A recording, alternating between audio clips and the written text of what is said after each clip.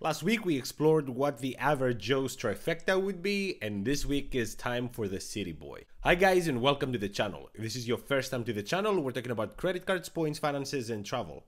If this is something that interests you, please like this video, subscribe. If you have any questions or comments, leave them down below. I will get back to you as soon as I can. Continuing our trilogy, we're going to episode number 2. I'm gonna try to go as fast as possible in this one because we have a lot of credit cards and a lot of things to talk about. But let's first decide what's a City Boy.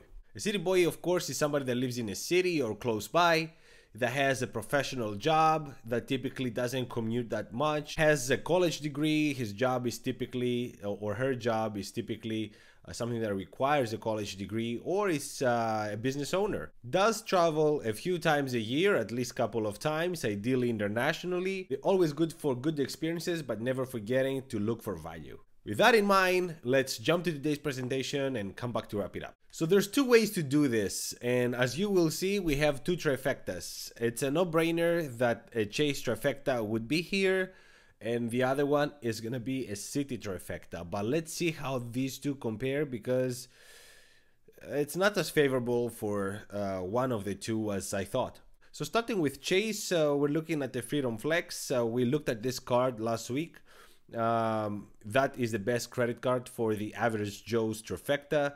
We saw that on average this is like 3.25% return on spend, and this is a no annual fee credit card, which is incredible. But for the first year, the offer is 20,000 points, $200 they call it, after spending $500 in 3 months. The multipliers is the 5x in rotating categories, travel through the Chase portal, 3x on restaurants, drugstores, 1x on everything else, and for the first year you have 5x in gas. The return on spend is 45%. Looking at the Freedom Unlimited, the only thing that changes here is the multipliers. We have 5x on travel through the Chase portal, 3x on restaurants, drugstores, 1.5 on everything else, and 5x on gas for the first year, 45% the return on spend. The Chase Sapphire Preferred, the current offer is only $60,000 after spending $4,000 in 3 months. There's a credit of $50 a year for hotels through the Chase portal.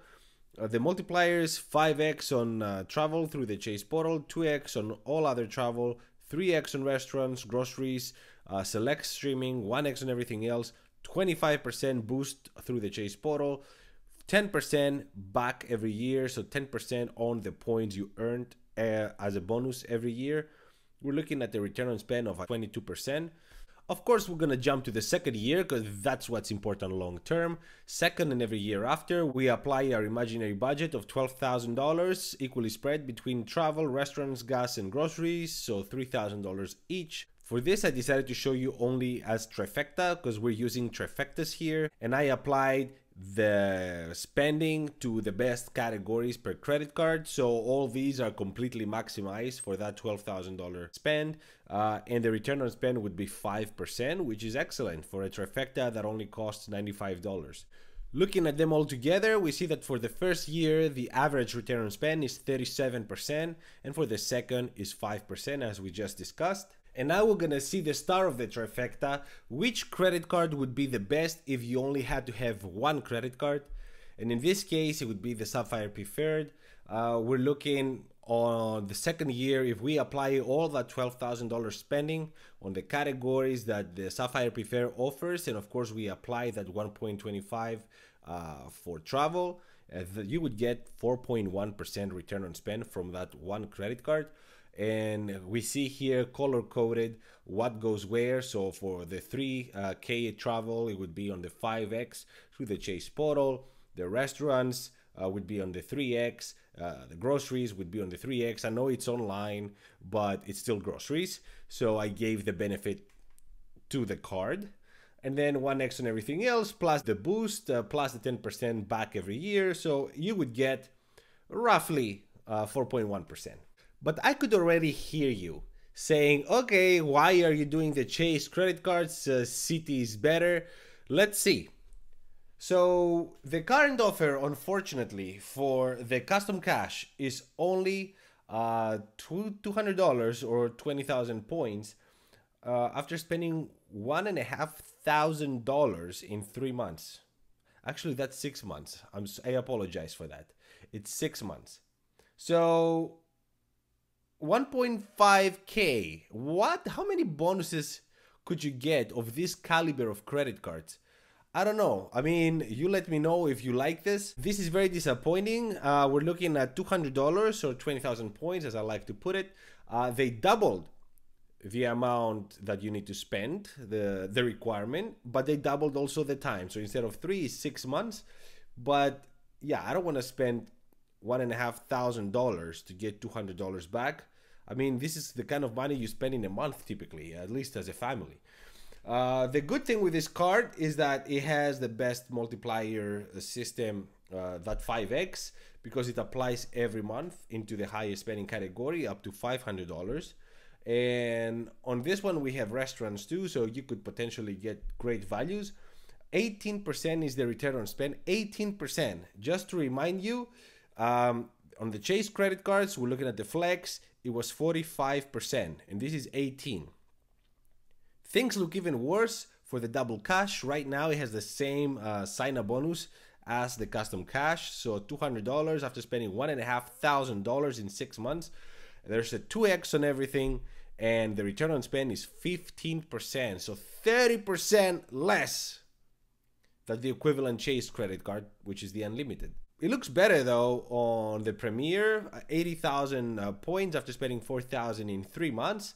$100 after spending $500 in a hotel reservations through the thank you portal, 3x on restaurants, groceries, gas, air travel, hotels, 1x on everything else. This is basically a complete 3x credit card, and that's internationally, and this is why I love this credit card. 27% is the return on spend. Now for the second and every year after, we're looking at a combined return on spend of 5%. Again, this is maximized to take advantage of the setup here. So combine all this is about 5%.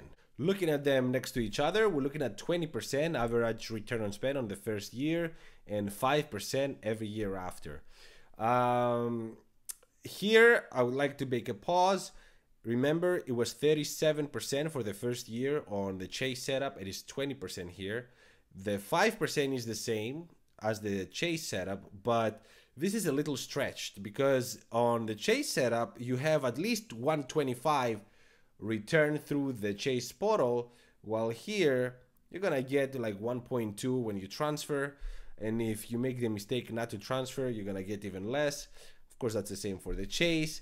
But I have the feeling that it would be much easier for you to get these points in the Chase ecosystem than in here. But the numbers are the same, so yeah, 5%. The best credit card is undoubtedly the Citi Premier. We're looking at an average. If you were doing all your spending in this credit card, you would get 3.6%. That's the imaginary budget that we have. If I was applying all this to just one credit card, it would be the Premier, and it would get 3.6%, which is 0.5% less than the Sapphire Preferred. But the good thing with this credit card is that all of these multipliers apply internationally. So if you go overseas, if you're planning to go overseas, it makes much more sense to get this credit card because you will get that 3.6. While with the Chase Sapphire Preferred, you will probably not get what I showed you. You would get far less because you would get 1x on everything basically except for travel. So yeah, this would be much better internationally. So looking at the two ecosystems, they look close for the second and every year after, and they are very close. And so it comes to preference, it comes to travel habits. If you travel domestically, internationally, they're both accepted everywhere. They're excellent. They will not give you lounge access or anything like that, but they are good travel credit cards. Accepted everywhere. You have typically nice spending limits, so you won't get stranded somewhere. They have decent customer service. So that's what I would look as a city boy, as somebody that travels occasionally but still does fun stuff. My problem is the new sign-up bonuses for the Citi credit cards, the no annual fee ones, the double cash and the custom cash. Yeah, disappointing at the very least. Disappointing at the very least. There's so many other options right now. Some of you mentioned the Amazon Prime, Amazon Prime credit card. Totally missed from me the other on the first video. That could be another valuable option if you buying from Amazon all the time. But yeah, Citi, I'm not very happy with you right now. I mean, the Premier itself as a standalone product is incredible. Another credit card that could potentially be great here would be the Capital One Venture X, not any other venture, because I've done the numbers before. We have a video talking about this, comparing the venture credit cards. The Venture X is by far the best credit card, the best venture you can get. And honestly, is probably the best standalone credit card because it offers excellent multipliers. It has great credits, so you can't lose by going with the Venture X. I didn't have this here because this is as trifectas, and Capital One unfortunately doesn't support the Venture X with a good trifecta. When I was trying to show you what the Venture X can do, it combined with the Savor credit card, it was just that, the Savor and the Venture X. They don't have a good trifecta. As of right now, let me know if I'm wrong. I would love to be wrong, and I would love to make a video about it. But as far as I know, yeah, the Venture X by itself, excellent. It could be a valuable solution for you. But yeah, as of trifecta goes, Chase is the clear winner. Let me know what you guys think. Thank you so much for watching. Until the next one, ciao.